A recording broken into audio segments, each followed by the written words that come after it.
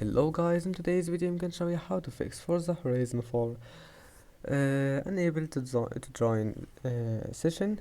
If you want to fix it, click here, go to Windows Update Settings, and now click check for updates and make sure to install all the updates that you can find here, and then type here cmd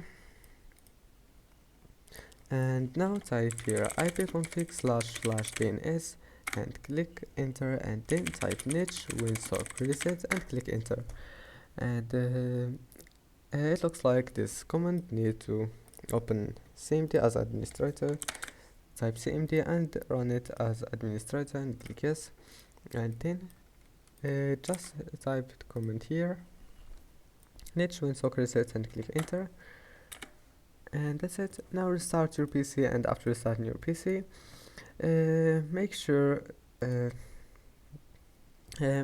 there is no problem with your connection with your internet, and then open Forza Horizon, and I hope that can help you. Don't forget to like and subscribe, and see you in the next video.